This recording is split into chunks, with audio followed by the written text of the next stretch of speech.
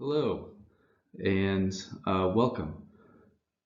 If you're watching this, I'm assuming that you have figured out how to navigate through the um, modules, how to find the modules, and are watching this as part of the first week's module. So welcome to Biogeography, or the science of why stuff is where it is on the planet. It's a little bit of a vague intro, but this first module, this first week, is kind of an introduction into what biogeography is as a science and and what we as biogeographers kind of do. Um, a little bit about me. So to introduce myself as I'm introducing the class here, my name is Ben Lockwood. I'm a PhD student at geography, or in the geography department. I kind of study biogeography. I study forest ecology and tree rings, and also urban forestry. So my research crosses paths with biogeography a little bit. So we'll talk about that stuff. A little bit more about me. I'm an outdoors person. I like to do some camping and a lot of hiking and kayaking, and I also do outdoor photography when I get a chance. So that's a little bit about me. Also, one other thing is that I like to mention is that I'm on Twitter and I have created there's a Geog 307 hashtag that I use for this class. I don't think I posted anything this semester, but I've taught this class a few times and I use that same hashtag every time. So if you are on Twitter and you want to go back and take a look at some of the other stuff that I bring into class or I've had past classes read and stuff like that. You can have a look at that. A lot of academics and science people are on Twitter, so I get a lot of material for readings and for class discussions and stuff like that from Twitter. So check that out if you are interested. And you may have seen, if you've been looking around on Canvas, that there's a discussion, there's an About You discussion that I would ask you to go fill out when you have a chance. It's not a real assignment. I'm not gonna grade it, but it is helpful. I like to get to know the class and see what your backgrounds are and what your interests are and things like that. It just helps me get a feel for where you guys are. So please do take a few minutes to fill that out. If you don't want to do it, then I guess I can't make you do it, but I would appreciate it. One other thing is the syllabus is up on Canvas as well, so take a bit to walk through that. It shows you how the course is outlined. We're going to do these modules. I know things are a little bit weird right now as far as classes being online, and then we're supposed to be in person later. I've gotten some emails from some of you with concerns about that, and we'll talk more about it as we go. But I hear you. There's a possibility that I'll just keep this course as all online. I've done that. I did that last semester, and it seemed to work out well for students. So we'll just play it by ear as we go. But that's a possibility. We're going to be online for the first few weeks anyway.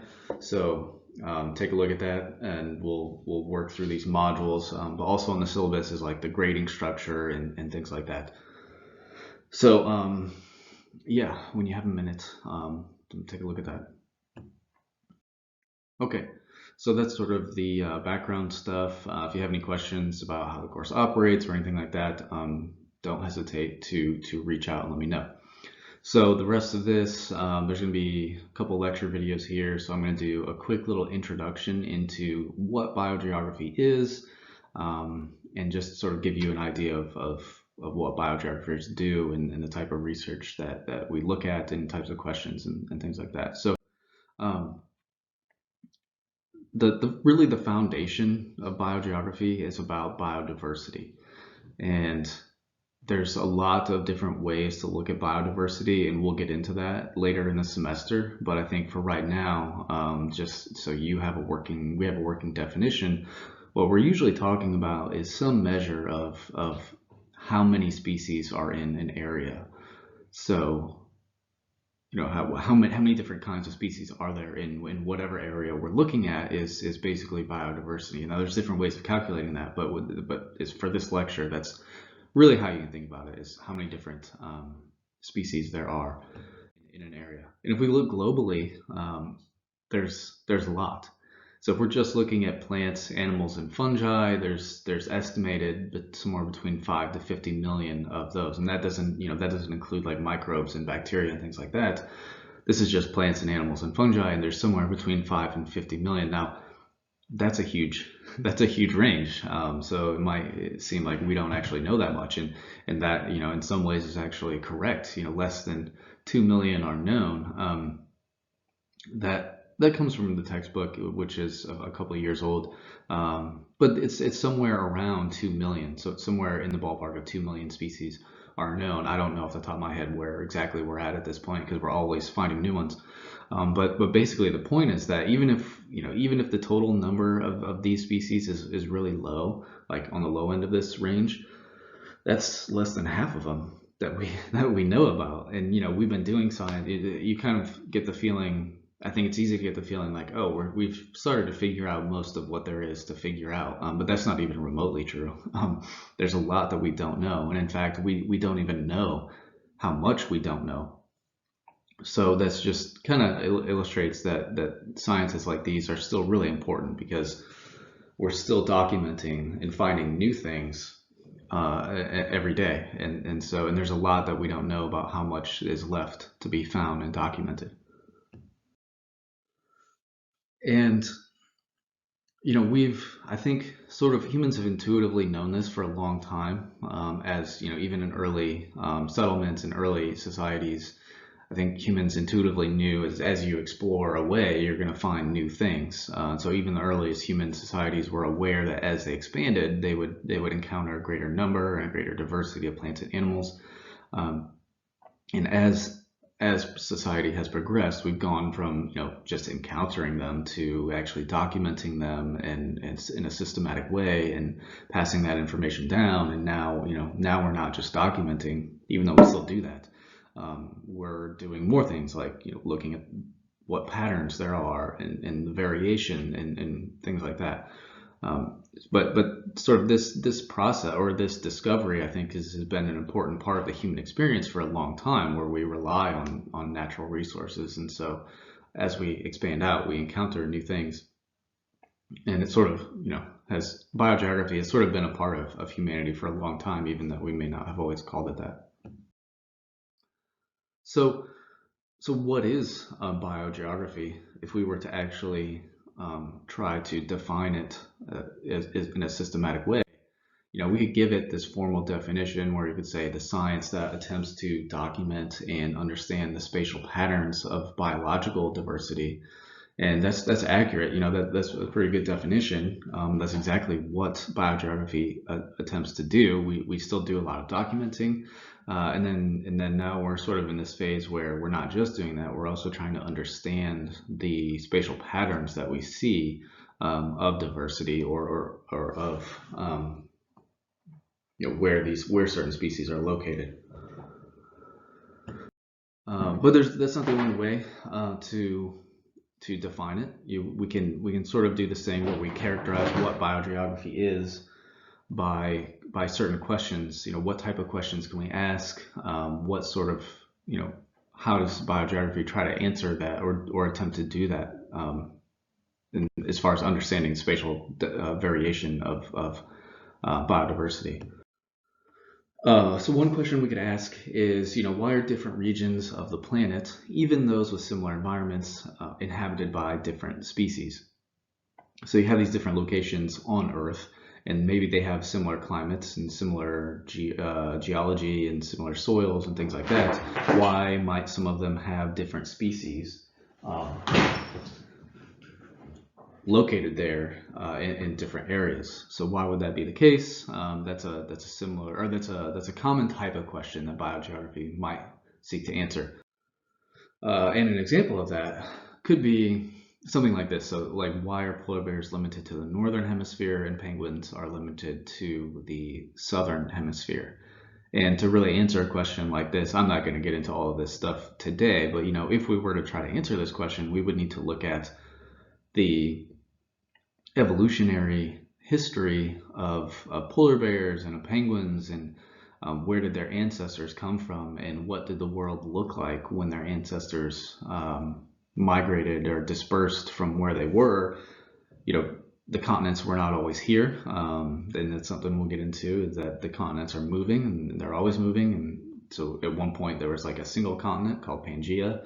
And so, that sort of dynamic explains a lot of why certain organisms are where they are, because, the Arctic is characterized by low sunlight, low temperature, not a lot of plant life. Everything's kind of frozen.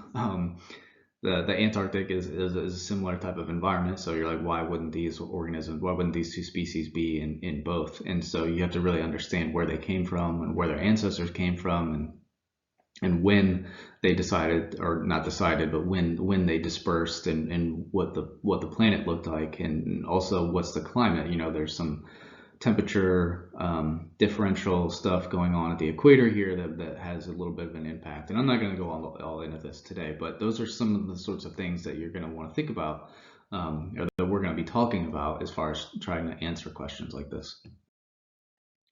Another question could be, what abiotic and biotic factors limit species distributions, and how does this vary geographically and temporally? And if you don't know what these words mean, abiotic just means the non-living parts of an environment, and the biotic factors are the living parts of an environment. So one abiotic factor would be, what's the temperature? And if we're looking globally, temperature varies in a pretty systematic way, and I think everyone knows this intuitively, but there's a lot more direct sunlight coming in at the equator, and as you move away from the equator in both directions, you're getting less and less direct sunlight. So the same amount of sunlight is getting spread over a larger area up here than it is down here, and same for in the southern hemisphere. So basically, you're just getting less sunlight per area, less energy per square meter is another way to think about that. And so that has an impact on what the air temperature is in that area, and that this pattern is called differential heating. That's a global pattern, and there's lots of global patterns of biodiversity that can be explained by this, and we'll get into some of that stuff later. But temperature would just be an example of a abiotic factor. Precipitation would be another one. So here we have the hydrologic cycle. Hopefully you've been exposed to this at some point, where evaporation brings the water from some ocean storage or large body of storage into the atmosphere. Condensation can occur, and it can precipitate back out. Surface runoff and groundwater infiltration, and it makes its way back. Sometimes it's pulled up by plants, and transpiration and evapotranspiration by plants puts it back into the environment. So all those things, this isn't a class about hydrology, I'm not gonna really get into that.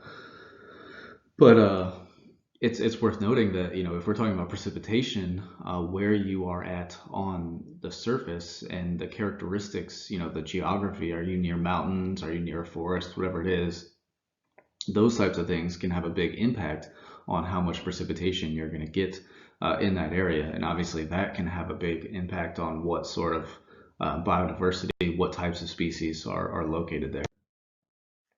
Wind is another interesting one. Large-scale wind patterns can redistribute precipitation and thermal energy around the planet. And so there's some wind patterns here, like at the equator, you get this warm, moist air rising, and then it sort of falls as cooler, drier air here, and then it rises again up here as warmer, but not necessarily.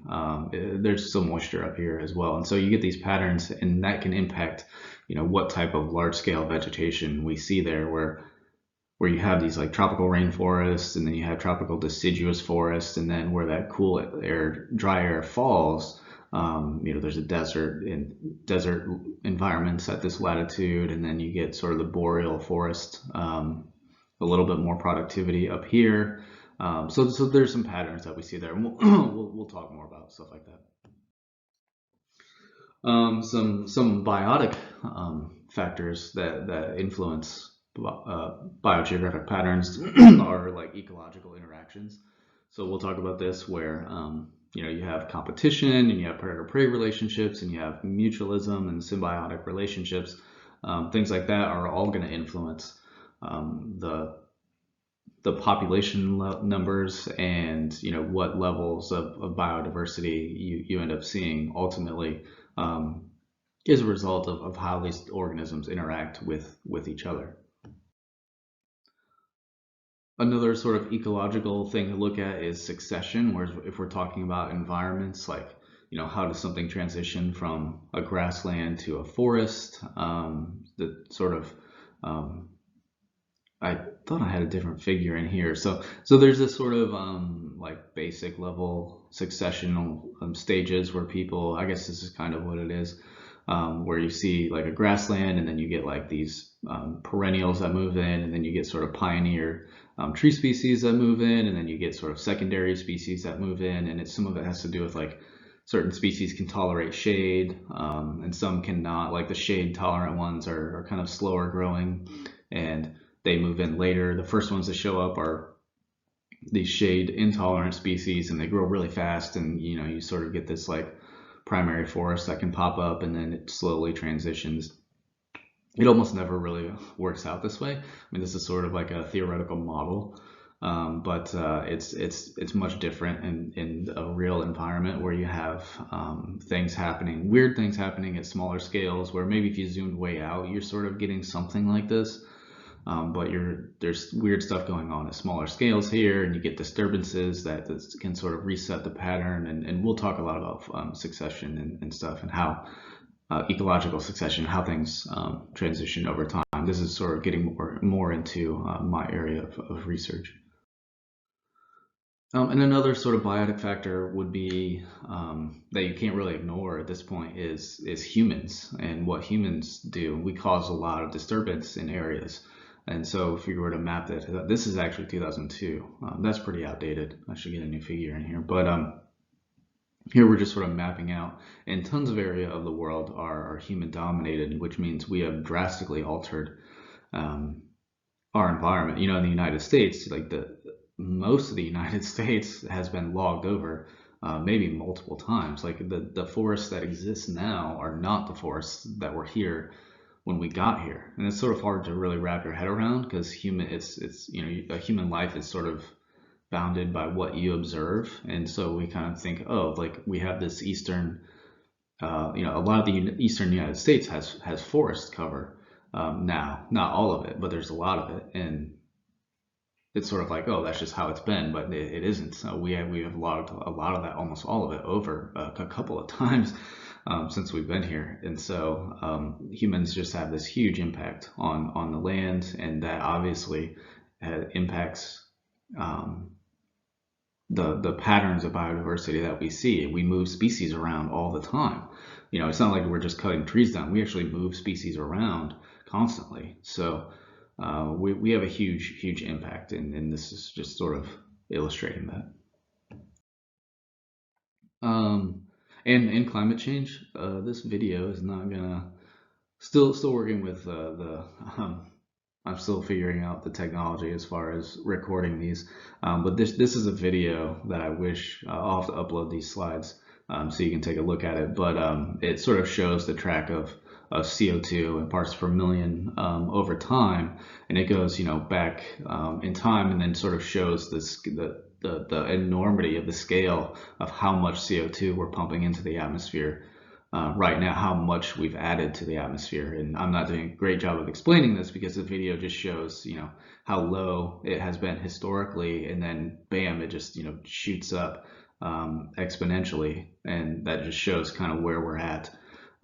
It's a great video. I'll try to upload these so you can take a look at that. But basically the point is, we're not just altering the land, we're altering the climate, and that's having all sorts of chaotic things where climate globally is warming, but at smaller scales, all sorts of weird things are happening that are sort of disrupting the way that organisms have evolved in those areas. And so climate has been usually relatively stable for long periods of time, and now we're in this period of change where organisms are having to adapt, ourselves included, to the unprecedented type of changes that are happening. So it's not just land changes, it's atmospheric changes. Humans are just have come to dominate the planet in a way that you can't really ignore when you're doing science like biogeography. How do the characteristics of geographic ranges vary among different species or across space? So this is a big geographic type question where one of the fundamental units of biogeography is the geographic range, and geographic range is just showing spatially, where is this species located.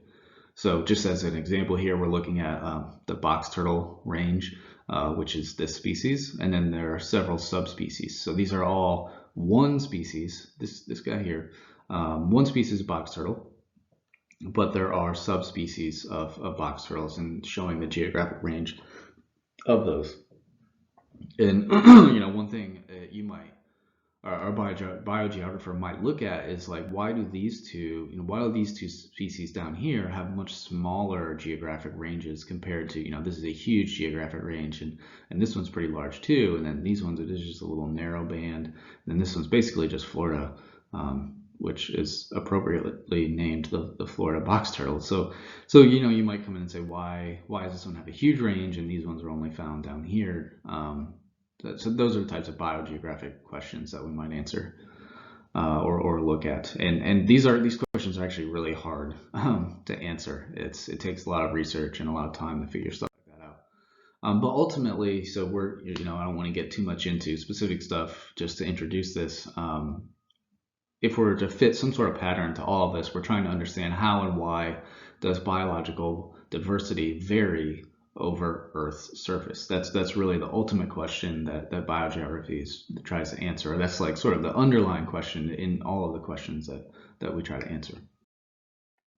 And it's an integrative science. It takes you can't just do a single study and figure something like that out. It takes multiple studies and multiple types of studies to really get at some of these questions. You need different types of data. You need to understand, what did the environment look like in the past? What did the geology look like in the past? What do these populations look like now? What does the geographic ranges of certain species look like now? And if you fit all of these things together, then you can start to get a picture of how an area, or why biodiversity is the way it is in a certain area. And so appropriately, we have lots of different types of biogeography that you can do. There's the ecological biogeography, which is sort of more focused on looking at things right now. How are population levels distributed right now? What's the spatial aspect? How are they interacting and things like that? That's sort of a present day way of looking at it. You can go historical and try to reconstruct things like past environments or past distributions of species or past geographic ranges of species.